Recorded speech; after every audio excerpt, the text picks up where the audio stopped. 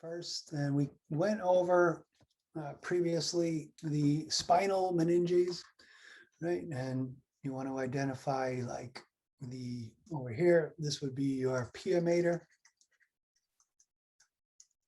Right? It's not labeled. And then this would be the this would be the arachnoid.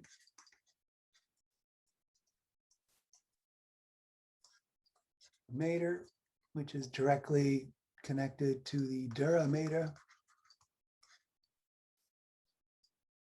And in between the pia mater and the arachnoid mater is the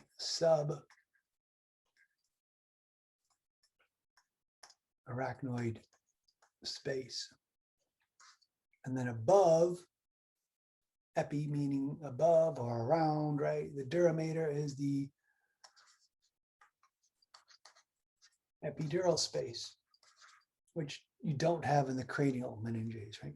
Where all your blood vessels and stuff are. And then this arrow is pointing to the central canal. So that would be that bit, that slice right there. And this is pretty much the exact image that you'll see for those meninges, right? Simple. Oh, I don't know why I started here, but in any case, all those, that dura mater in your brain has those infolds, right, that are separating the right and left hemisphere. This is your falx cerebri, right? And that'll be kind of that sheet that infolds from the dura mater, separates the right and left hemispheres.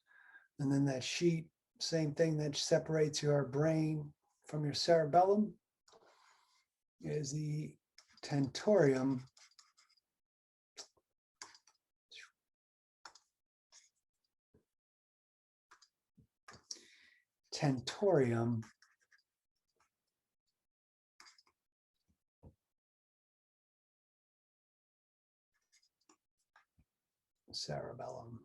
cerebelli.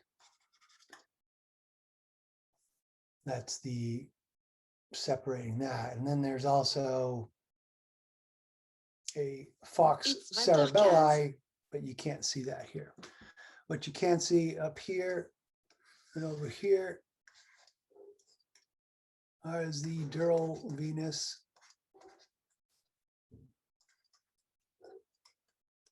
sinuses that are kind of that space in between the two, that sort of twofold dura mater over there. Right. So that would be those right there. And so this is the dura mater, right? This is that tough lining over here being pulled back right here, the dura mater. This again is the dura mater that he's holding, that's very kind of visible. And then this spider webby stuff over here would be the arachnoid mater. So again, this is the actual version of that falx cerebri. And then this is that connective tissue covering, like under here's the cerebellum, here's the brain. So that's the tentorium cerebelli, right? Tentorium cerebelli. And this picture is just showing that thin covering over here, and that's the arachnoid mater covering. So the CSF, cerebrospinal fluid, would be under this, but it gets all drained. This is it removed. You can't ever see really the pia mater. Really, it's too thin. It's directly touching the surface there. And now we're getting into our ventricles.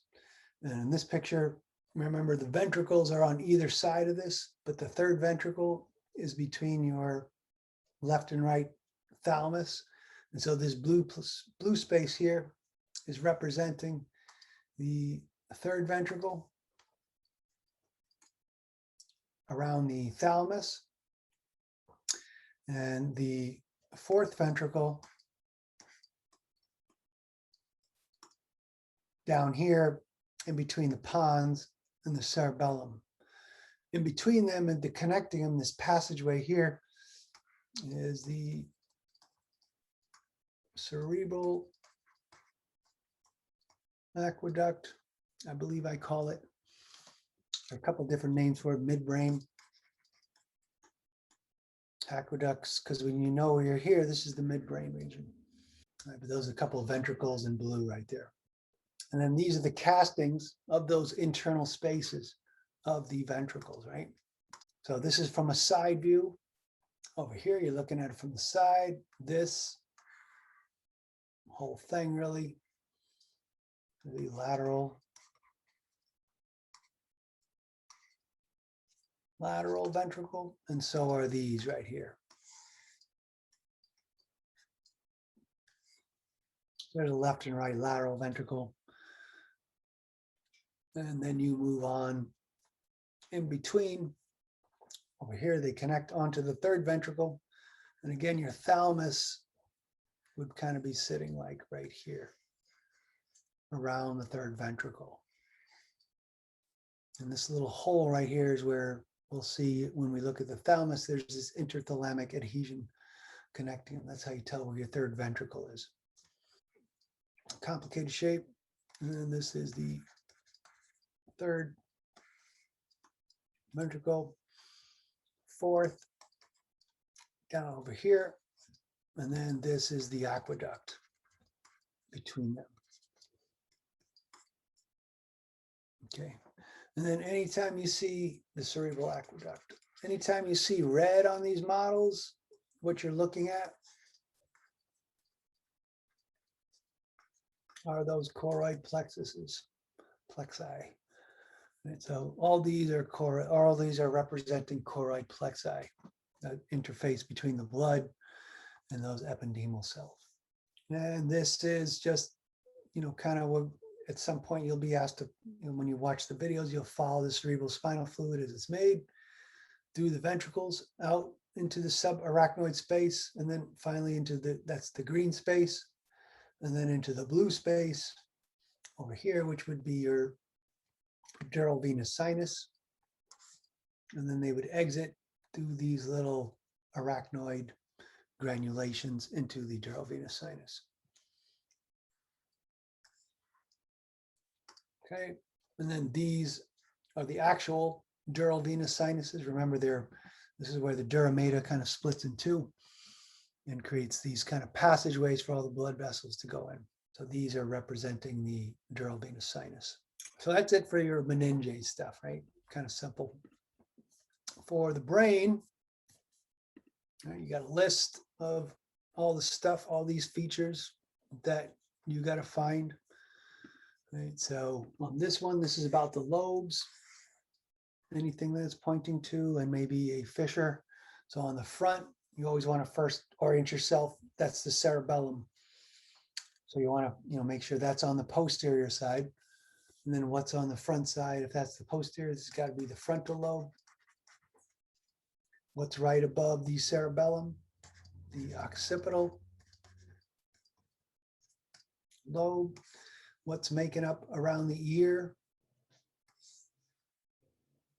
Over here is the temporal.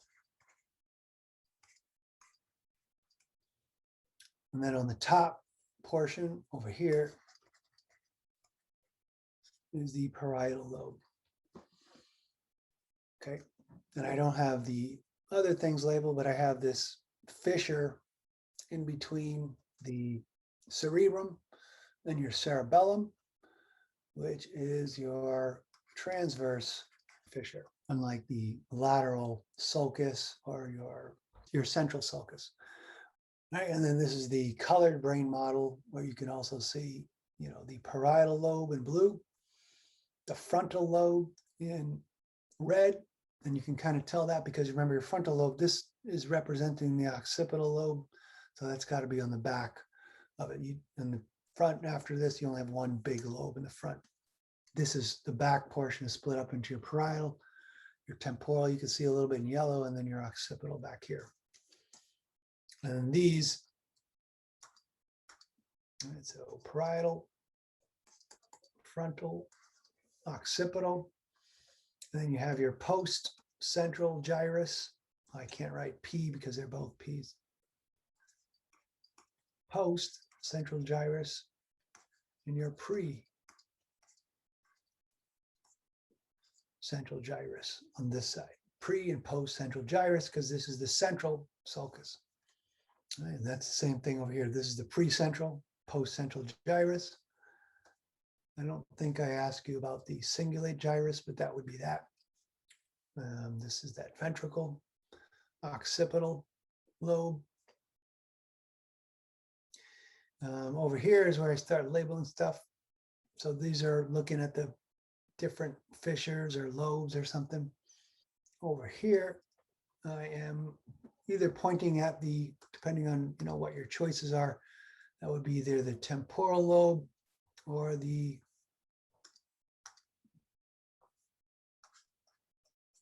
lateral sulcus, because I think I'm trying to get at sulcuses and fissures. This would be part of that longitudinal fissure that separates the right and left. We haven't gone over everything here, but this will be the olfactory bulbs, or cranial nerve number 1. This, depending on your choice, will be either the optic nerves, or I think I'm pointing at the X right here, which would be the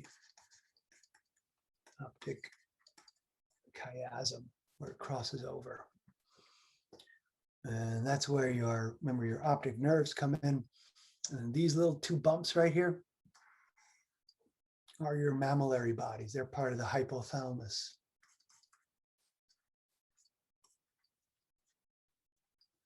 They're on the ventral surface of the brain, right? If you look at the picture of the hypothalamus, we'll notice, I'll point those out again. And then you got your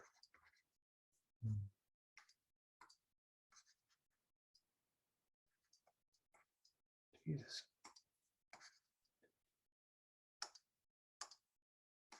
Pons over here, right? You can't really see the midbrain, but that's going to be part of the hypothalamus actually. This would be where the pituitary gland is, by the way, but it's been ripped off. This is the medulla. Again, we haven't gone over these yet, but this is the cerebellum. Cerebellum over here, and then the fissure separating the cerebrum from the cerebellum is the what? The transverse fissure.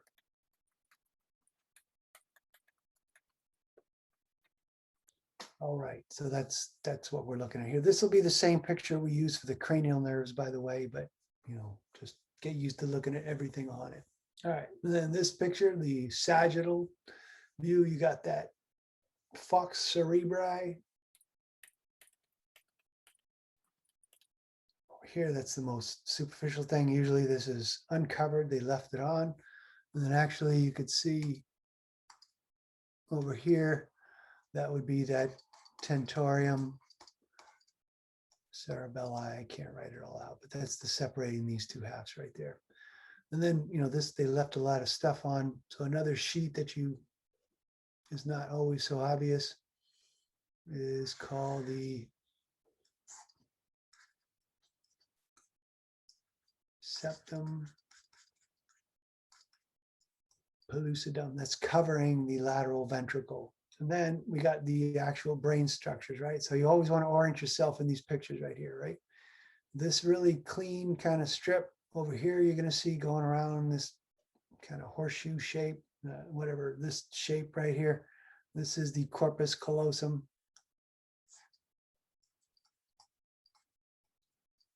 Corpus callosum, that was one of those. And that's this. And we got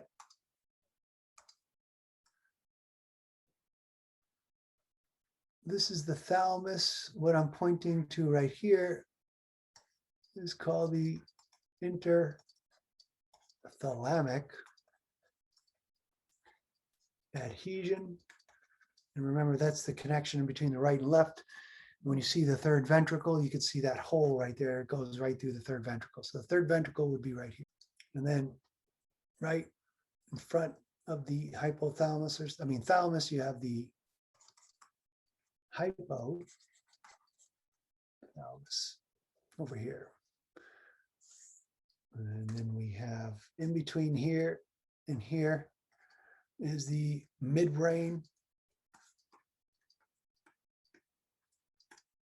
region right under the thalamus, right? So thalamus, midbrain, and then the next region under that going to be the pons. And then on the pons, posterior to the pons, you got the cerebellum over here. And then inferior to the pons, you have the medulla oblongata. Okay. So that's all this kind of structures. And so we'll see this kind of sagittal section over and over again. So just kind of get used to getting oriented. First thing you might want to find is this, even this picture is your corpus callosum and your thalamus, and kind of walk down from there and like kind of start naming all stuff, because there'll be some other structures here that you're going to have to name, but first get the regions down. Next picture, we got a coronal section. And again, we're looking at these, some of these fissures in here. I got the stuff labeled here. The longitudinal fissure, all right? Longitudinal fissure over here. We have a sulci and gyri. In particular, any of these little things would be the sulci over here. Although this is one also, but that's also the lateral sulcus. And the gyri would be one of these little guys, little bumps here. These are the ventricles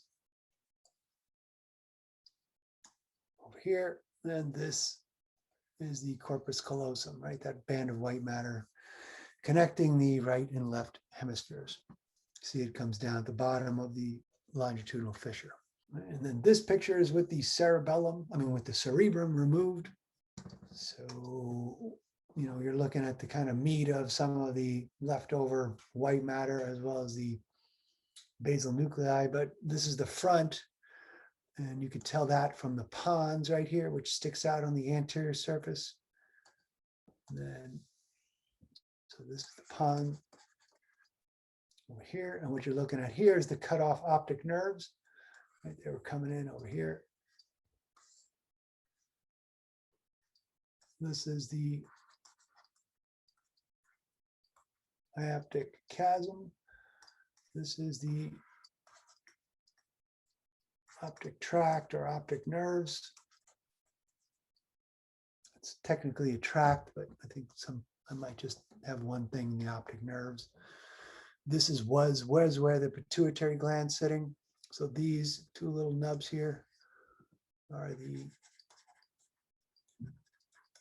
mammillary bodies. All right, so this is the anterior, looking at the anterior surface here, and that's what you could see. So here is another typical one. This is used a lot. And again, where is up here, the wrinkly thing is your cerebrum. And then you move down one and get to the corpus callosum.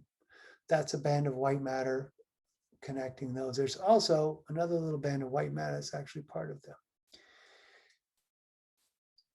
limbic system. This is the fornix.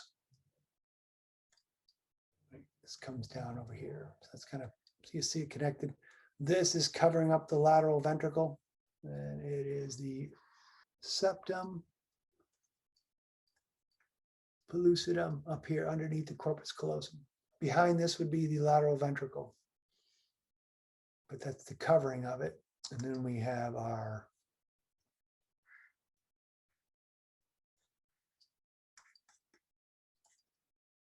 thalamus,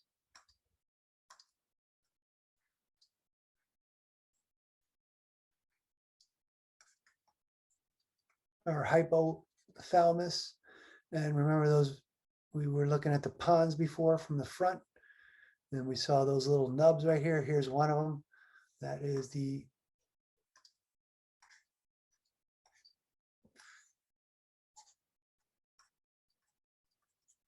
mammillary body, right above the pons over here.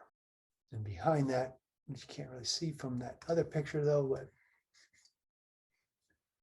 was the midbrain. So the midbrain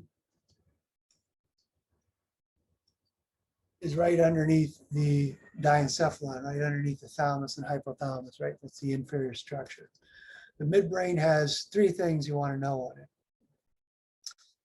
Actually, before we leave the thalamus, before we leave the diencephalon, that is your pineal gland, right? And then right underneath the pineal gland, so pineal gland's on the posterior surface, your mammillary bodies and pituitary gland would be up here too. It's usually removed. So, and then here is your midbrain. On the posterior side, right underneath the pineal gland, you got these two bumps, two distinct bumps. We don't know this yet, but we'll cover them on Thursday. So I'm just going to label them when you understand them, the superior colliculi and the inferior colliculi. Together, they're known as the corpora quadrigemina, but I'll go over those a little bit more. Superior and inferior colliculi. And then remember, here was the third ventricle. This over here is the fourth ventricle over here, right? And then between, going through the midbrain here, is the midbrain aqueduct or cerebral aqueduct. Okay, so orient yourself like that. That's the midbrain. And then you get to that prominent pons over there with the cerebellum on the other side right here. All right. So there's some structures. Again, you're going to start to see the same, I'm labeling the same things over and over again. All right, so here it is again. What's different? It's facing the other way. Don't get distracted. Orient yourself with the cerebellum, which you know is on the posterior side. And then you find your corpus callosum. I'm just going to start abbreviating these now. Corpus callosum. Nice if you can see it. Corpus callosum. Right? That's this whole thing going around. And then remember that had that septum pellucid on them. Now that it's exposed, this is one of those lateral ventricles back here. And then you have your thalamus over here with that interthalamic adhesion. Okay, so thalamus and intrathalamic adhesion. I'm just abbreviating now because I've written it 100 times. And then what's at the posterior side of the thalamus? That would be part of the epithalamus, but your pineal gland, right? And then right underneath the pineal gland, remember those superior and inferior colliculi. Here are these, they're a little bit indistinct here, but together, I want to kind of go over this, but they're also called the corpora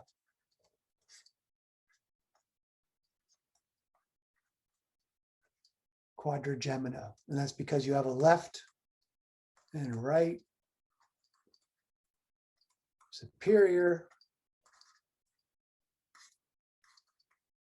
colliculi, and the left and right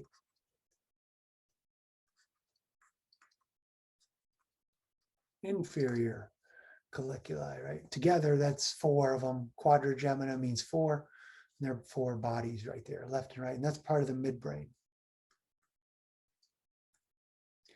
And that's that cerebral aqueduct connecting the third and fourth ventricle right here.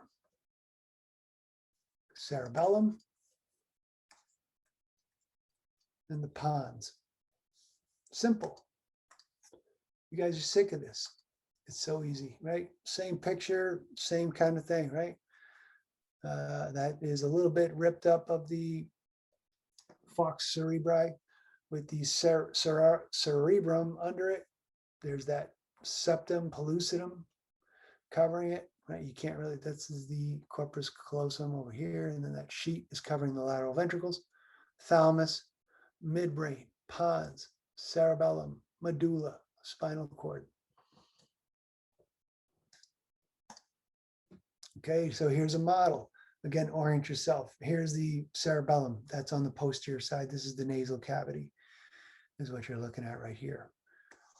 So this picture has the dural venous sinus.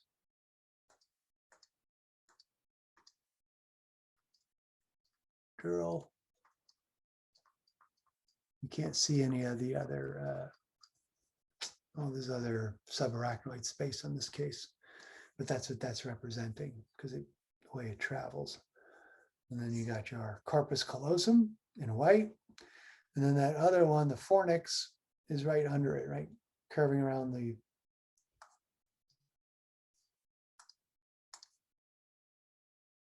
corpus callosum, and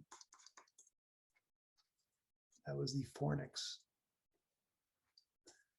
And then right underneath, right, we have the thalamus over here with that interthalamic adhesion, good landmark. But what this is pointing to right above it is representing, because you see all those blood vessels.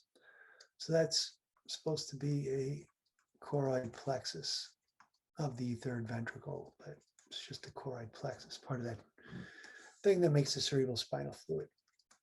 Right, so thalamus, and then coming off that would be the hypothalamus over here. This is one with your pituitary gland. There's no good color for this. No.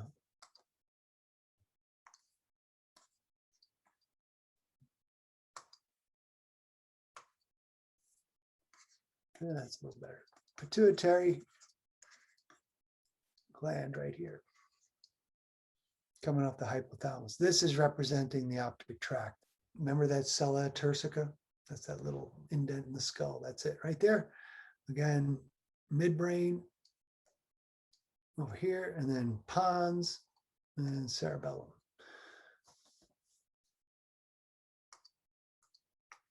If you don't see an option for cerebellum and it looks like I'm pointing to this white stuff, it will be the arbor vitae. This star doesn't mean anything. Right. Again, we're looking at a different picture of a similar thing. Some are nicer than others. The corpus callosum, right? Your thalamus, interthalamic adhesion, mammillary body, pituitary gland. We got your corpora quadrigemina, cerebroleval aqueduct, midbrain, pons, cerebellum.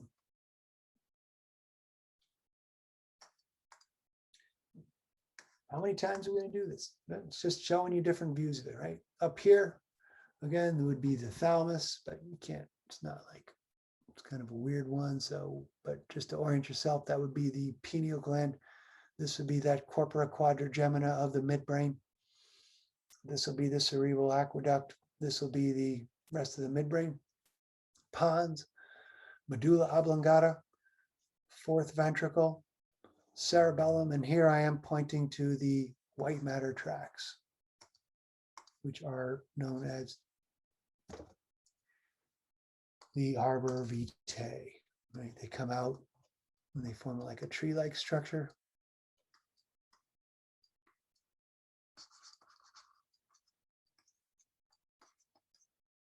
Arbor vitae. And the rest of that's the cerebellum.